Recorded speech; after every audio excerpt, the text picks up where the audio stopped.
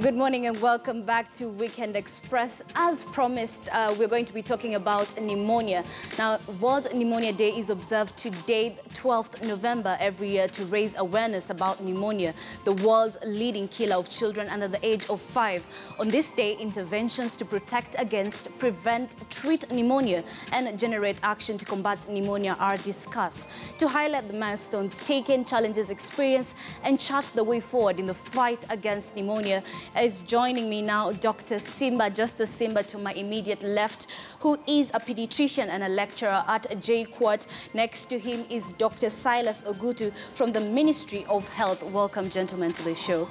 I'll start with you, Dr. Silas. Yes. If you can explain to us, what is pneumonia? Yeah, actually, pneumonia basically is an inflammation. Inflammation is a disease condition of the lung. Yes. The lung has some small alveoli at the end where exchange of oxygen opened. So what happens is that when one gets pneumonia, then this causes inefficiency so that they do not get adequate supply of oxygen in their lungs. Yes. So basically it's a condition that affects the lung from infection. Yes. Dr. Simba, you deal with children. Under 5 years, this is the leading killer. This is worse than malaria, measles, and AIDS. How severe is this? So pneumonia really is severe illnesses. My colleague has just explained it affects the lungs. And you know that the lungs is what gives us, when we get air from the, when we breathe in air, we are able to extract oxygen, which is necessary for our organs to be able to survive. Yes. And therefore you find that when you have that particular part of the body affected, then someone is likely to have issues, especially if they are not treated at the appropriate time. And that's why it ends up being one of the leading causes. And as you have just rightly put it, it's the #1 cause of death in those children who are less than 5 years. Do we have cases of children who are born with pneumonia? So most of the time, when children are born with the infections, we will refer to it as something we call neonatal sepsis, simply because even if it starts in the lungs, then it will spread to the other parts of the body because they are not able to localize it. And so, yes, a baby can have infection just immediately during birth, moving from the mother to the baby, and then they develop an infection. It can start with the lungs, but at that particular point, we will refer to that baby as having neonatal sepsis. Yes. But subsequently, a baby can acquire pneumonia from the environment. Dr. Silas, if I can come back to you. Pneumonia is not only observed in children, but also in adults. Maybe you can share for us, or you can tell us, what exactly are the symptoms? Yeah, pneumonia basically in all age groups would present usually with cough, is a frequent symptom, and then they may also have difficulty in breathing. Those are the frequent two common signs that you'd see. However, they may manifest with many other things, including the temperature may increase. The child may therefore not feed well. Okay. Eating becomes a problem, or they may have inability to feed. And if it is more severe, they can actually go into coma or become unconscious and can sometimes even have convulsion. This is when it is not controlled in good time, and therefore affecting almost all the other organs of the body. Yes. You mentioned something very important. A child can go into coma. As a mother, you might not really know what exactly is happening to a child. I mean, a child cannot talk, cannot tell you, I feel pain. How do mothers detect this? So one of the things the mothers will look at is when a baby is not themselves. And most of the time, I'll tell mothers, if you feel your baby is not themselves, what you expect from your baby, that baby could be having an infection. And in particular, if they now seem to be breathing faster than you expect. Normally, babies breathe at a higher rate than the adults, but if you feel your baby is breathing more than they should be breathing, that baby could be having pneumonia. If they seem to be struggling, or their chest is having a noise, then the mother at that point might feel that their baby is having an issue, and most of the time they will bring it. Okay. Yeah. Kenya says it plans to adopt the World Health Organization guidelines. What exactly are these guidelines? Yeah, In Kenya, we've just had a change in the treatment guidelines that we use for pneumonia. WHO, as you rightly say, give recommendations to countries when there are new changes in treatment. So in Kenya, we looked at these changes and even carried out research within the country to really adopt these changes. So we now have changed the treatment guidelines. Previously, we used to use just cotrimoxazole or Septrin for treatment of pneumonia. And we were, of course, using also the syrup. So when these new recommendations came, even in the change of the classification, before, a child who just had cough and fast breathing was regarded as having pneumonia. But now we've even included a severer form, which is chest indrawing, as my colleague has just explained. Yes. So that now is called pneumonia, and we recommend use of amoxicillin dispersible tablet. It's actually one of the key things that the CS would be launching tomorrow when we officially commemorate the day. Yes. Yes. Why now? Why amoxicillin dispersible tablets now? So as my colleague has just put it, Yes. in around the year 2013, 2014, the WHO changed the classification of pneumonia, which is roughly around 4 years ago. And that particular point, the pediatricians and the healthcare workers in the country, as you put it, the WHO will give guidelines, then it is upon the country to adopt it depending on their situation. And so the Kenya Pediatric Association, at that particular point, there was a conference in Mombasa. They asked pediatricians, would we want us to adopt this, and the other people take care of children? And they were hesitant to do that at that particular point. So our research was done in collaboration with our other partners, including KEMRI, Wellcome Trust, Kenya Pediatric Association, and the Minister, of course, is the umbrella which puts all of us together. And at that particular point, then it was seen, yes, we need to do a local study, and a study was done here in Kenya, showed that, yes, you can actually treat pneumonia, which previously was felt to be severe, the one where we are saying the lower chest moves in, we call it lower chest withdrawal. You can actually treat it using amoxicillin. And when that study now came up in Kenya, it was discussed, and actually a protocol came, which was published last year within the government. But then there was a component where WHO in 2014 has said, for you to effectively treat using this amoxil, you need a formulation which doesn't confuse anyone. Doesn't confuse the health worker, doesn't confuse the mother. And then it was thought the best formulation is the dispersible tablet. Yes. Because when you say syrup, 5 mLs, 5 mLs in a spoon might be different, because the spoons, actually, we have come to know that all of them are not the same amount. Yes. One can be taking 7 mLs, another one 5, another one 10. And therefore, when you tell a mother, go and put in a syrup in 1 spoon, it doesn't come out very well. And so that's why WHO felt we need to go into the dispersible tablet. And then now the government has come in and done all the things, procurement, getting people who are able to manufacture that tablet, so that now we are simplified. We all need to train our health workers, our colleagues in the dispensaries everywhere, that what you, in this particular age, maybe 4 kgs to 10 kgs, 1 tablet times 2. Yes. And then it simplifies the work for everyone, for the mother and for us. You've raised 2 important issues. One, growing up, we knew that 5 ml equals to 1 teaspoon, and 10 ml equals to 1 tablespoon. But now you're telling us that these spoons vary. So how, as a parent or as a person taking medicine, how am I supposed to know that this is the right amount of medicine that I'm supposed to take?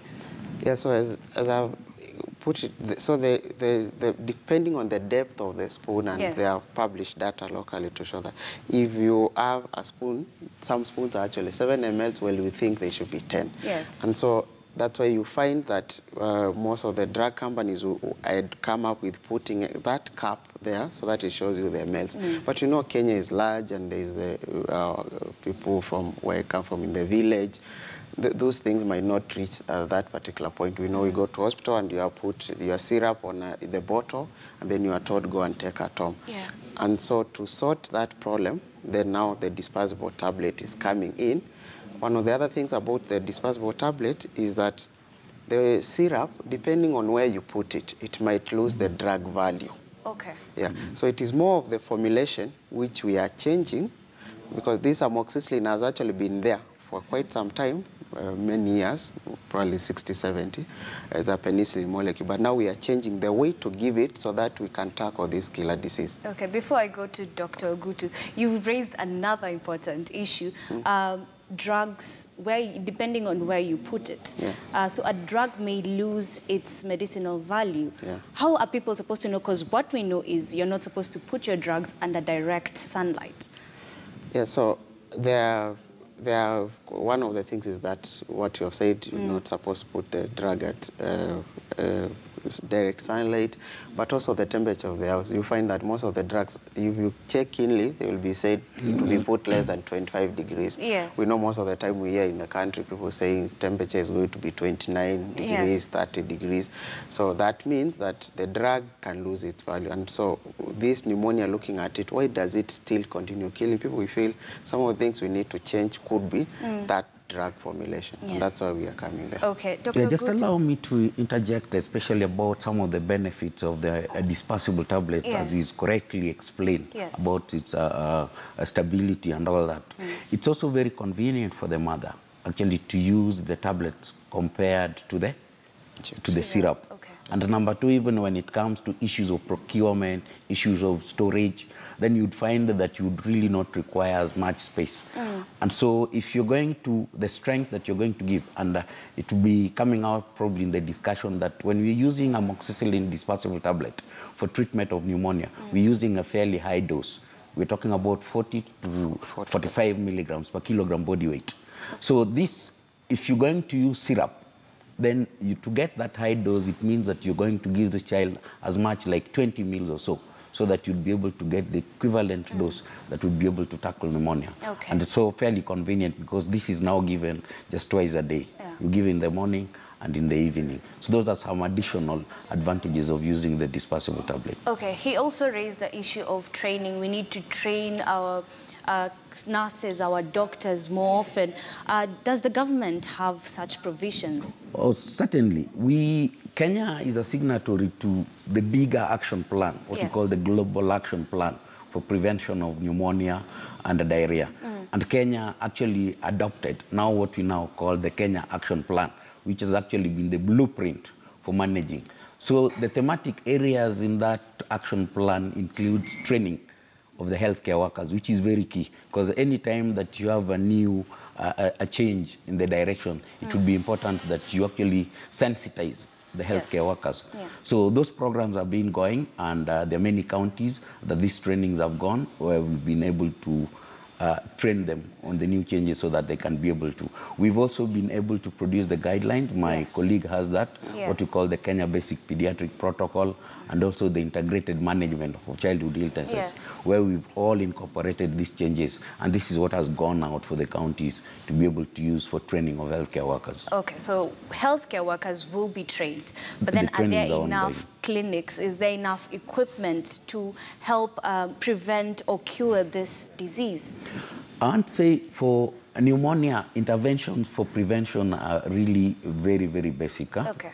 And even diagnosis and treatment can be done even in the lower facilities, because you really don't require very complicated equipment for making that diagnosis. Yes. Just the mother to know that there are preventive measures that can be done, including immunization, which is very key, are some of the key things. Then at a lower facility, the healthcare worker would just need to know that if a child comes with cough or difficulty in breathing and they count the respiratory rate and find that this is raised or they have this in drawing, that is already adequate to make a diagnosis of pneumonia. Okay. And the treatment can actually be given at that lower facility. So in terms of equipment, we're not talking even about major equipment that you'd need to make a diagnosis of pneumonia. Okay.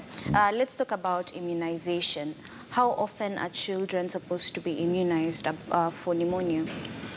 So there are various vaccines which cover for pneumonia.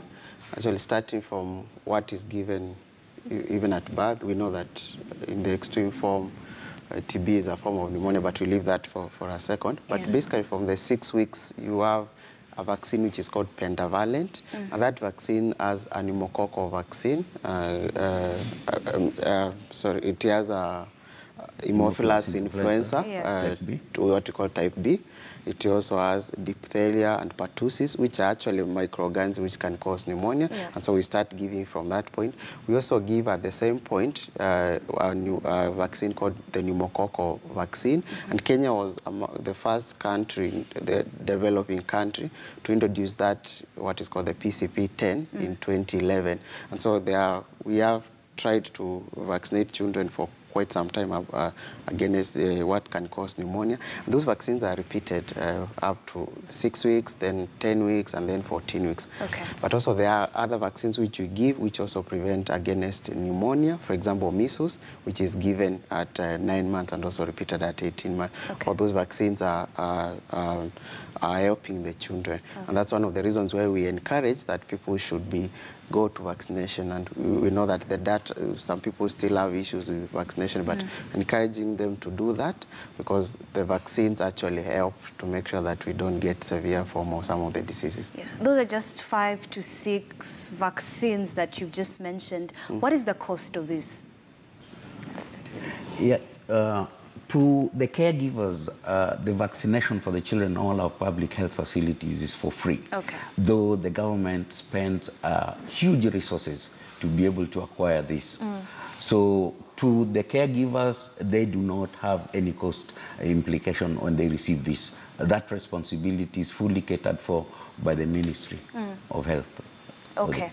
And you've treated so many patients. What is your experience? Can you tell us one of the most severe experience that you've come across? So the experience is varied for treating children who have pneumonia. Yes. There are some children who come in, the mothers come in the right time. The right time is when the illness has just started. You're able to put them on treatment and they go home. But then participating in the care, like I go to Mama Lucy as part of my, where I do my public work, and also that's why I teach my students. You will go there and find a lot of children who are severely ill with pneumonia, and those ones can depress you because sometimes some of them will lose them. Just an example, one of the mothers this week, I was running a clinic in one of the places I work, one of the missional stores, and she told me, you know, my colleague, that baby is 4 months. My colleague whom we delivered the same day, our baby passed on last week because of pneumonia. So really, we have had cases which are good where you treat and they go, but others, they really go as you look at them, especially if they came in very sick. Okay. Yeah. And not so many people know that pneumonia can kill. Most people think it's just a cough, it's just a cold, you know, something that can be likened to flu. But then how is the government creating awareness to not only people in urban, but rural areas as well? Yeah. This is one of the advocacy, like such opportunities that we get with the media. Yes. You actually are major players in this when we're doing advocacy.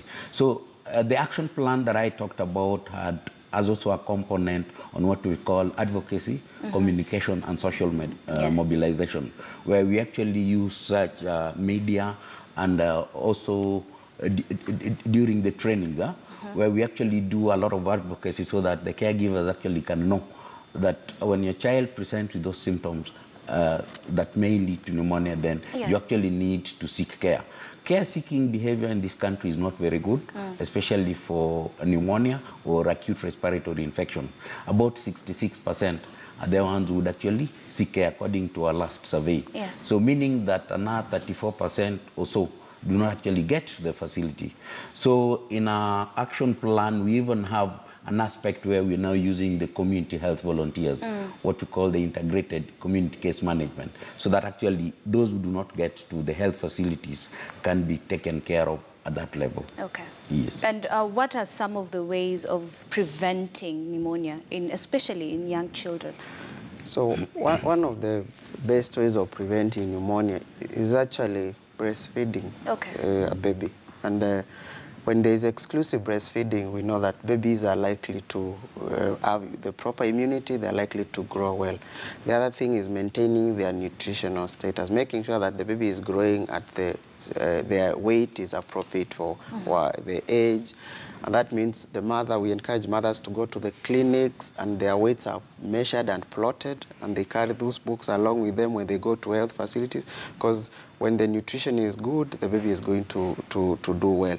There are other proven measures like hand washing. So hand washing is going to help the baby. I mean, when you have an infection, you cough and you haven't washed your hands, you touch your baby, that might make them be sick. And so hand washing is another proven thing. And of course, the vaccines, which you have already mentioned, are some of the things which help. Now, one of the other things which can help to prevent pneumonia is looking at the biomass, or what do you use for our fuel. We know that air pollution is a key determinant. Okay. If there is no air pollution in the houses, that alone will decrease mortality from pneumonia by 30%. And therefore, we're looking at, does the mother cook with the baby carried on the back and in the village where there's a lot of smoke, because that is going to have a direct impact on the likelihood that that child will get pneumonia, which is unlike what people think when you just put a lot of sweaters on your baby, you are preventing them from pneumonia. That probably doesn't help. That the other things are very important. Before we go to the myths that are there, he raised a very important point about women carrying their children, you know, using fuel, biogas and all that. These are things that people use on a day-to-day basis. So how can we prevent this and still ensure that the normal life of a common Mwananchi goes on? I think currently there are a lot of improvisation, especially in terms of what people use for cooking. We have things like jikopoa, which may slightly be expensive for other common wananchi, but there are a few other modifications that can be done. Now, the other aspect that is very important, especially in air pollution, is to ensure that there is adequate ventilation in that room where they're using. So if they do modification, and then just where you're cooking, at least is even a window, because that crowding or that air pollution is actually a major contributor, including cigarette smoking within the vicinity of where the children are. Actually predisposes them to having infection, pneumonia. These are very hard measures that need to be taken. I mean, if you go to your grandmothers, the jikos that they use, they're very small rooms, with no windows, a lot of smoke. These are dark areas that, you know, people use to cook. So even if I, as a person, I'm supposed to create a window, I don't have the necessary provisions, I don't have the necessary money, how am I supposed to do this? Yeah, that's why we're doing a lot of advocacy, so that people actually can be informed. Because others might just be ignorant about this factor. These simple, proven solutions of how pneumonia can be prevented. Okay. So if it is within the capability of one, then that would actually be recommended. Okay. And just to add on that, you notice that, like he just mentioned, one of the things is how aeration within that house and all that. So it means if you build even a kitchen with a mabati, then you make it open such that air can flow in, so that you are not really in a chimney kind of thing. When you are there, there's a lot of smoke everywhere. At least you allow the smoke to go where it wants to go. That can really help. Okay. Now let's talk about the myths that are there about pneumonia, if you can share some. I think one of the myths I find is where people feel overcovering the baby really will prevent the pneumonia. But as you notice, one of the things we said is that the pneumonia comes from air droplets, and so you are going to most of the time breathe in and all that. But really covering the clothing has other problems. You will make the baby not get enough sunlight, they get rickets. Now when they get rickets, they are going to get a severe form of pneumonia because their lungs are not really able to open up. And so the simple things we're mentioning here are the ones which have been proven to really help. The other thing is assuming that anytime a child has a cough, as you put it, it's just a cold and it will go away. Now, I think the government has put a lot of efforts to ensure that there are health facilities, there are dispensaries, there are people there who can go and tell you whether they are in agreement with you that what you're having is just a cold. And so I think that delay in seeking care, thinking that this is just a cold, it will go away, is one of the issues which is kind of a myth or just a healthcare seeking behavior, which doesn't help really in terms of the pneumonia. Are there cases of stigma when it comes to pneumonia? Dr. Ogutu? Not quite, but I would say possibly because, you know, people who have decreased immunity are also quite predisposed to having pneumonia. Yes. So maybe the stigma may come just when you have any other chronic debilitating condition, like those who either have HIV infection or those who have severe malnutrition, yes, are actually more predisposed to having pneumonia. So, but pneumonia per se, I don't think in the general public there's been a lot of stigma that's associated with the same. Okay. Before we finish on children so that we can go to adults, you know, there are some parents who may not have the right medicine or provisions, and most people opt to go with the old medicine, making leaves or, you know, some things that you can find in the shamba. Are there any cases like this, some medicine or some weeds or herbs that you can use to treat pneumonia?